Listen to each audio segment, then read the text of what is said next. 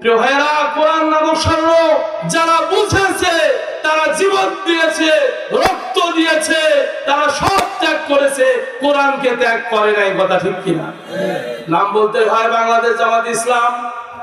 এই জামাত ইসলামের নেতা কর্মীরা, ছাত্র শিবিরের ছেলেরা, এরা ইসলামের জন্য জীবন দিয়েছে। স্বৈরাচার, স্বৈরশাসক এদেরকে গায়েবী মামলা দিয়ে এদেরকে জেলখানায় পড়েছিল।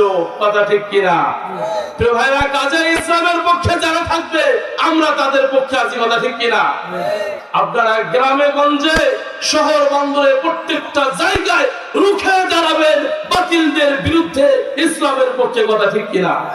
যেখানে বাতিল আল্লাহর বিরুদ্ধে কথা বলবে, রসুলের বিরুদ্ধে কথা বলবে, কোরআনের বিরুদ্ধে কথা বলবে, আর সুষমা হওয়ার কোনো সুযোগ নাই, সেখানেই তাদেরকে শায়েস্তা করতে হবে। কথা ঠিক কিনা? 11 সাল থেকে 24 সাল পর্যন্ত, এই 24 সাল পর্যন্ত, এই মাত্র কয়েক বছরের ব্যবধানে সিরিয়ার বাদশা 5 লক্ষ আলেম এবং মুসলমানকে হত্যা করেছে। দুনিয়ায় যেখানে মুসলমানদের বিরুদ্ধে মানুষ লড়াই করেছে, সেখানেই মানুষ টিকতে পারে। আজও যদি আমাদের বাংলার ভূখণ্ডে টেকনাফ থেকে তেতুলিয়া, রূপসা থেকে পাথুরিয়া, এই বাংলার ভূখণ্ডে যারা কোরআনের ষড়যন্ত্র করবে, ইসলামের ষড়যন্ত্র করবে, মুসলমানদেরকে বিপদে ফেলার চেষ্টা করবে, এদেরকে আর কখনো ছেড়ে দেওয়া হবে না। কথা ঠিক কিনা? এই নাস্তিকদেরকে কখনো আর সুযোগ করে দেওয়ার।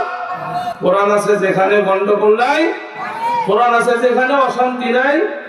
সংসদে যদি কোরআন চলে যায়, পার্লামেন্টের যদি 300 সদস্য কোরআন পড়ে পড়ে বসে, তাহলে এত লক্ষ কোটি ওয়াজের আর দরকার হয় না। কথা ঠিক কিনা? ওয়াজ তো করবে।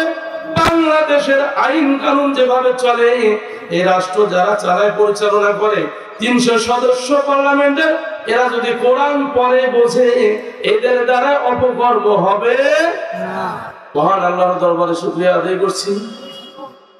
আজকের এই পবিত্র তাফসীরুল কোরআন মাহফিল সাসিয়া বীরগঞ্জ জামির জান রায় মসজিদের উদ্যোগে মহতী এই মাহফিলের সম্মানিত সভাপতি জনাব মোহাম্মদ আমিনুল ইসলাম লেবু, সম্মানিত মহতারাম প্রধান অতিথি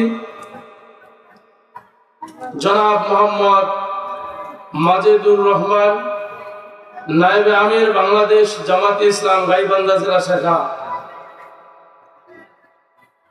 অন্যান্য অতিথিবৃন্দ, বিভিন্ন দূর দূরান্ত থেকে আগত আল্লাহ পাকের আশিকিন, জাকিরিন, শাকিরিন, মুহিব্বিন, মুরব্বিয়ানে আযম, হযরত উলামায়ে ইকরাম, পর্দার অন্তরালে মাইকে আওয়াজ শ্রবণরতা সম্মানিতা মা বোনেরা, মহান আল্লাহ দরবারে শুকর যে আল্লাহ সুবহানাহু ওয়া তাআলা আমাদেরকে তাফসীরুল কোরআন মাহফিলে, কোরআনের মজলিসে, জান্নাতের বাগানে আসার এবং বসার তৌফিক দান করলেন। সকলেই হৃদয় থেকে সেই মহান আল্লাহর দরবারে জবান খুলে শুকরিয়া আদায় করছি। সকলে বলুন আলহামদুলিল্লাহ। দরুদ ও সালাম বিশ্ব নেতা, মানবতার মুক্তির দিশারি, পাপী তাপী উম্মতের কান্ডারি, দো জাহানের বাদশা, সাইয়্যিদুল মুরসালিন, খাতামুন নবিয়্যিন, রাহমাতুল লিল আলামিন, নবী মুহাম্মদুর রাসূলুল্লাহ সাল্লাল্লাহু আলাইহি ওয়াসাল্লাম। সম্মানিত হাজিরিন, আজকের এই সাংস্কৃতিক অনুষ্ঠান ও তাফসীরুল কোরআন মাহফিল সম্পর্কে আপনাদেরকে অনেক আগ থেকে অবগত করা হয়েছে, যাতে করে আপনারা এসে কোরআনের কিছু কথা শুনতে পারেন এবং আপনাদের মাঝে ইসলামিক সংস্কৃতির মাধ্যমে আপনাদের আনন্দ দেওয়ার জন্য সাংস্কৃতিক অনুষ্ঠান করেছেন। সম্মানিত হাজিরিন, ইসলামের প্রত্যেকটা কাজেই শিক্ষণীয় এবং আমল করা জরুরি। কথা ঠিক কিনা? এখানে যারা আমরা আছি, বলুন তো আমাদের সৃষ্টিকর্তা কে? আবার জোরে বলুন, আমাদের সৃষ্টিকর্তা কে? আমাদের হায়াতের মালিক কে? মৌতের মালিক কে? যে জমিনে বসে আপনি আমি কথা বলছি এবং শুনছি, এই জমিনের মূল মালিক কে? আপনাদের বিশ্বাস হয়? সম্মানিত হাজিরিন, সৃষ্টি করলেন আল্লাহ, হায়াত দিলেন আল্লাহ, মৌত দিবেন তিনি, তার কাছে যেতে হবে। তাহলে এই দুনিয়ায় আল্লাহর হুকুম ছাড়া আর কারো আইন মানা যাবে না, মানতে হবে কার? প্রিয় ভাইরা, আল্লাহর জমিনে আল্লাহর আইন ছাড়া কোন নাস্তিকের আইন মানা যাবে না। কথা ঠিক কিনা? এই বাংলার ভূখণ্ডে টেকনাফ থেকে তেতুলিয়া, রূপসা থেকে পাথুরিয়া পর্যন্ত বাংলার ভূখণ্ডে কোন নাস্তিকের হুকুম আর কখনো মানা যাবে না। কথা ঠিক কিনা? কিছু মানুষ মনে করে আল্লাহর আইন আমরা কেন মানব, কি দরকার আমাদের আল্লাহর আইন মানা? আমরা নামাজ পড়লে কি আর না পড়লে কি, আমরা হালাল খাইলে কি আর না খাইলে কি, এরকম চিন্তা আছে না? কোরআন শুনলে কি আর না শুনলে কি, মাহফিলে গেলে কি আর না গেলে কি? প্রিয় ভাইরা, যাদের এই মন মানসিকতা আছে, আল্লাহ সুবহানাহু ওয়া তাআলা জানাইলেন 27 নম্বর পড়ায় 2 নম্বর পৃষ্ঠা 56 নম্বর আয়াত সূরাতুল জারিয়াত। আল্লাহ বলেন, ওয়া মা খালাকাতুল জিন্না ওয়াল ইনসা ইল্লা লিয়াবুদুন। আল্লাহ বললেন, আমি দুইটা জাতিকে সৃষ্টি করলাম, এই দুইটা জাতি তারা আমার আনুগত্য করবে, আমার ইবাদত করবে, আমার দাসত্ব করবে, আমার গোলামি করবে। ওমা খালাকতুল জিন্না ওয়াল ইনসা ইল্লা লিয়াবুদুন। প্রথম জাতি হলো জিন, দ্বিতীয় জাতি হলো মানুষ। এবার বলুন তো, আমরা যে এখানে কথা বলতেছি, এখানে সব মানুষ না জিন? মানুষ। আপনারা জিন না মানুষ? আপনারা যদি মানুষ হয়ে থাকেন, কান খুলে শুনুন। আপনাদের জন্য আল্লাহ কি বলেছেন, কিভাবে আপনি আমি আমল করব। আল্লাহ সুবহানাহু ওয়া তাআলা সূরা বাকারায় 1 নম্বর পারা 4 নম্বর পৃষ্ঠা 28 নম্বর আয়াতে আল্লাহ বলেন, কাইফা তাকফুরুনা বিল্লাহি ওয়া কুনতুম আমওয়াতা ফাহইয়াকুম সুম্মা ইউমীতুকুম সুম্মা ইউহয়িকুম সুম্মা ইলাইহি তুরজাউন। আল্লাহ জানাইলেন, কাইফা তাকফুরুনা বিল্লাহ, ও আমার বান্দা বান্দীরা, আমার গোলামেরা, তোমরা কেমনে আমি আল্লাহকে ভুলে যাও, যে আল্লাহ তোমাদের হাত দিলেন, পা দিলেন, চক্ষু দিলেন, যে আল্লাহ তোমাদের রিজিক দিলেন, যে আল্লাহ তোমাদের সুস্থতা দিলেন, যে আল্লাহ তোমাদের শান্তির ব্যবস্থা করে দিলেন, কিভাবে তোমরা সে আল্লাহকে ভুলে যাও? বলুন তো, আমাদের চোখ দিয়েছেন কে? কথা বিশ্বাস হয়? আমাদের হাত দিয়েছেন কে? প্রিয় ভাইরা, অনেক মানুষ আছে দেখবেন অন্ধ, তাদের চোখ নাই, তারা কি কষ্টে আছে। অনেকের হাত নাই, তারা কি যন্ত্রণায় আছে। অনেকের পা নাই, তারা কত কষ্টে চলছে, তবু আল্লাহর হুকুমের বাহিরে তারা নাই। আর আপনি আমার সবই ঠিক আছে, তারপরও আল্লাহর হুকুম আমরা মানছি না। আল্লাহ বলেন, কিভাবে তোমরা কাইফা তাকফুরুনা বিল্লাহ, আমাকে অস্বীকার করো, আমি আল্লাহ তো তোমাদের সব ঠিক দিয়েছি। অকুনতুম আমওয়াতা, অথচ তোমরা ছিলে মৃত।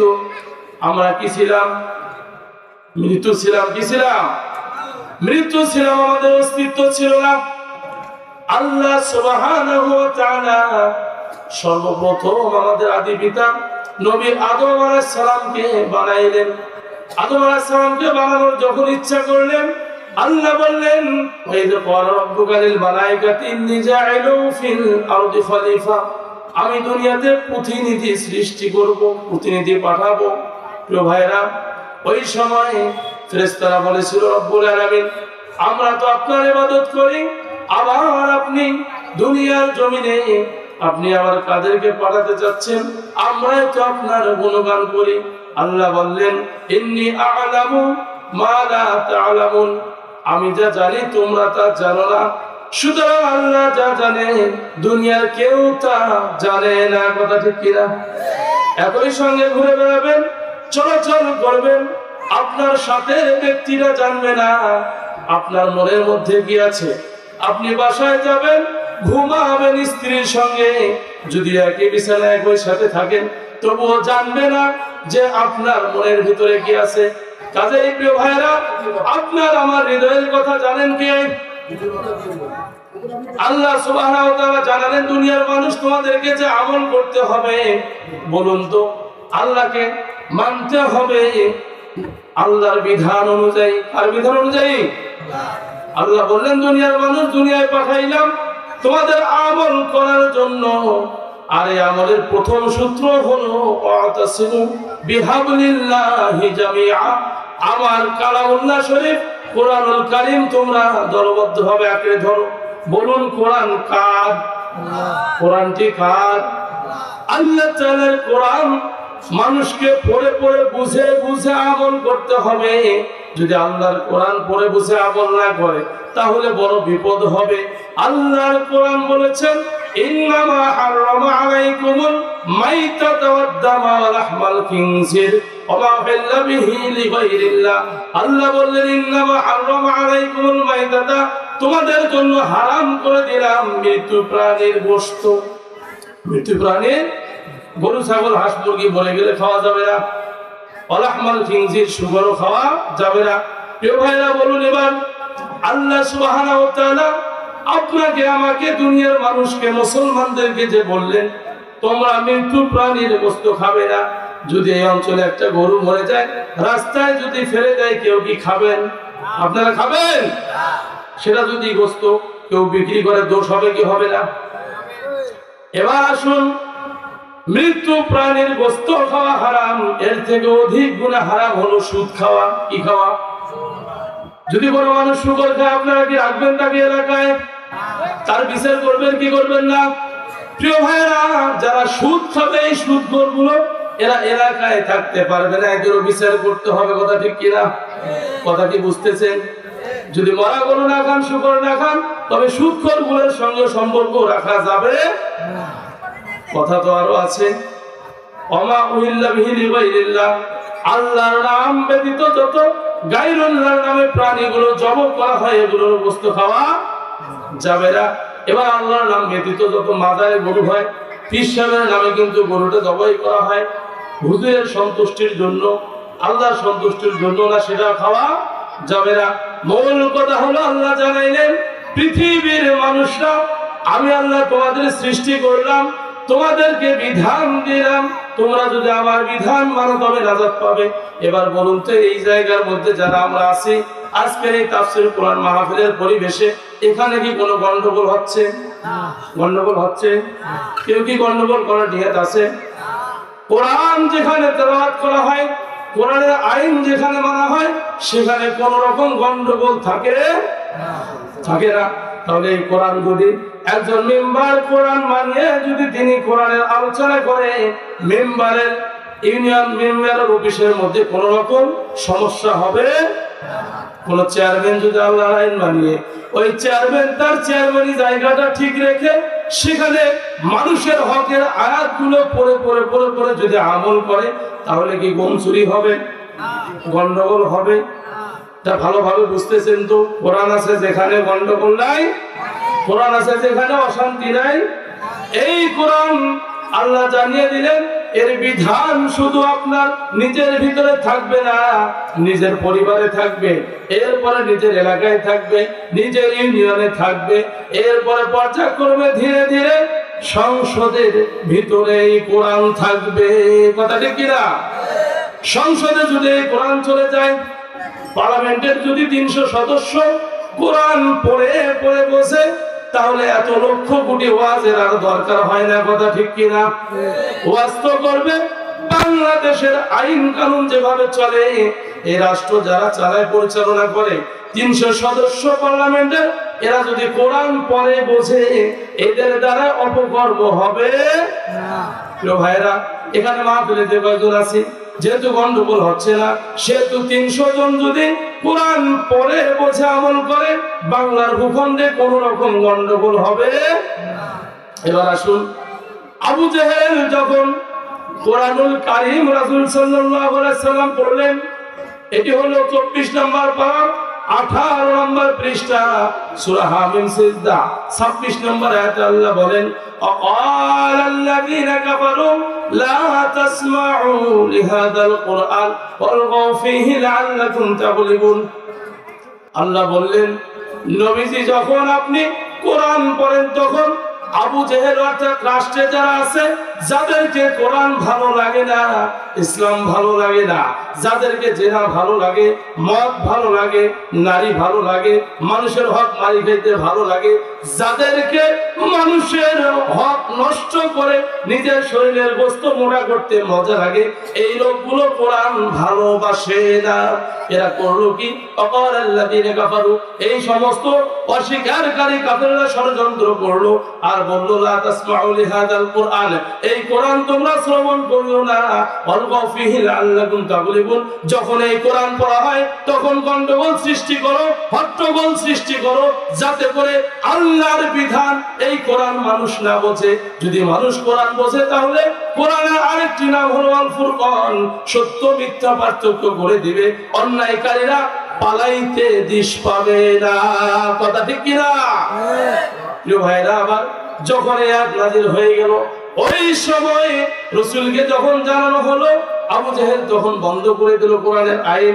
বলুন তো এবার বাংলার ভূখণ্ডে এই কোরআনের বিরোধিতা যারা করেছে, যারা আলেমদেরকে ধরে ধরে জেলখানায় ভরেছে, যারা আলেমদেরকে হত্যা করেছে, ইসলামের পক্ষে যারা দিনের পর দিন রাতের পর রাত সময় ব্যয় করেছে, তাদের বিরুদ্ধে যারা ষড়যন্ত্র করেছে, অনুরূপভাবে আবু জেহেলের মতো তারা ধ্বংস হয়েছে কি হয় না? তো ভাইরা, সিরিয়ার বিষয়টা আপনারা জানেন, মুসলমানদের বিজয় হয়েছে। এর মূল কারণ কি? 11 সাল থেকে 24 সাল পর্যন্ত, এই 24 সাল পর্যন্ত এই মাত্র কয়েক বছরের ব্যবধানে সিরিয়ার বাদশা 5 লক্ষ আলেম এবং মুসলমানকে হত্যা করেছে। দুনিয়ায় যেখানে মুসলমানদের বিরুদ্ধে মানুষ লড়াই করেছে সেখানেই মানুষ টিকতে পারে। আজও যদি আমাদের বাংলার ভূখণ্ডে টেকনাফ থেকে তেতুলিয়া, রূপসা থেকে পাথুরিয়া, এই বাংলার ভূখণ্ডে যারা কোরআনের ষড়যন্ত্র করবে, ইসলামের ষড়যন্ত্র করবে, মুসলমানদেরকে বিপদে ফেলার চেষ্টা করবে, এদেরকে আর কখনো ছেড়ে দেওয়া হবে না। কথা ঠিক কিনা? এই নাস্তিকদেরকে কখনো আর সুযোগ করে দেওয়া, এবার দলাদলির সুযোগ নাই, এক হতে হবে। ওয়াতাসিমু বিহামদিল্লাহি জামিআ, সূরা আলে ইমরান 4 নম্বর 2 নম্বর পৃষ্ঠা 102 নম্বর আয়াতে আল্লাহ বললেন, ও দুনিয়ার মানুষ, তোমরা এক হয়ে যাও, আল্লাহর কোরআন পড়ে দলবদ্ধ হয়ে যাও, বিচ্ছিন্ন হয়ো না। কাজেই দলবদ্ধ হতে হবে। নামধারী মুসলমান আর কামধারী মুসলমান, এবার এইটার প্রমাণ হবে। কথা ঠিক কিনা? আমরা আর নাস্তিকদের, আমরা আর স্বৈরাচারদের, আমরা আর আল্লাহ দ্রোহী কোন ব্যক্তির শাসন ক্ষমতা দেখতে চাই না।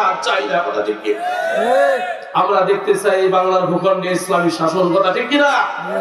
আপনারা গ্রামে গঞ্জে শহর বন্দরে প্রত্যেকটা জায়গায় রুখে দাঁড়াবেন বাতিলদের বিরুদ্ধে, ইসলামের পক্ষে। কথা ঠিক কিনা? যেখানে বাতিল আল্লাহর বিরুদ্ধে কথা বলবে, রাসূলের বিরুদ্ধে কথা বলবে, কোরআনের বিরুদ্ধে কথা বলবে, আর সুষমা হওয়ার কোনো সুযোগ নাই, সেখানেই তাদেরকে শায়েস্তা করতে হবে। কথা ঠিক কিনা? তো ভাইরা, আল্লাহ পাক আমাদের সকলকেই তার হুকুম পালন করার তৌফিক দান করুন। দুনিয়াতে কোনো পীরের পাশে ছুটবেন না, ছুটবেন কোরআনের পাশে। কোথায়? হিদায়াত আছে কোরআনে। হিদায়াত কোথায়? আমি একটা উদাহরণ দেই। কোরআনুল কারীম এটি এমন একটা দামি জিনিস, একটা ছোট বাচ্চার হাতে যখন স্বর্ণের একটা টুকরো দিবেন, স্বর্ণের একটা টুকরো, এই বাচ্চা মনে করবে যে এটা স্বর্ণের কোনো দাম নাই, ও খেলবে, খেলায় দিবে, নাড়াচাড়া করবে। যখন কোনো জ্ঞানী ব্যক্তির হাতে দিবেন, যে বুঝবে এই স্বর্ণের মূল্য কত, বিক্রি করলে কয়েক লাখ টাকা হবে, কয়েক কোটি টাকা হবে, তখন সে স্বর্ণটা কিন্তু যত্ন করে রাখবে। কথা ঠিক কিনা? প্রিয় ভাইরা, কোরআন নামক স্বর্ণ যারা বুঝেছে, তারা জীবন দিয়েছে, রক্ত দিয়েছে, তারা সব ত্যাগ করেছে, কোরআনকে ত্যাগ করে নাই। কথা ঠিক কিনা? নাম বলতে হয় বাংলাদেশ জামাত ইসলাম। এই জামাত ইসলামের নেতা কর্মীরা, ছাত্র শিবিরের ছেলেরা, এরা ইসলামের জন্য জীবন দিয়েছে। স্বৈরাচার, স্বৈরশাসক এদেরকে গায়েবী মামলা দিয়ে এদেরকে জেলখানায় পড়েছিল। কথা ঠিক কিনা? প্রিয় ভাইরা, কাজে ইসলামের পক্ষে যারা থাকবে, আমরা তাদের পক্ষে আছি। কথা ঠিক কিনা? ওই স্বৈরশাসক খুনি হাসিনার কোন চারা, কোন অনুসারী, কোন তার পক্ষে কেউ কথা বললে এই কথা আর বাংলার জনগণ মেনে নেবে না। কথা ঠিক কিনা? বাংলার জনগণ এখন সজাগ। প্রিয় ভাইরা, কাজেই আল্লাহর কোরআন পড়ে পড়ে আমল করার চেষ্টা করবো তো ইনশাআল্লাহ। কোরআন ছাড়া, হাদিস ছাড়া কে কি বললো তার পিছনে যাওয়ার কোনো সুযোগ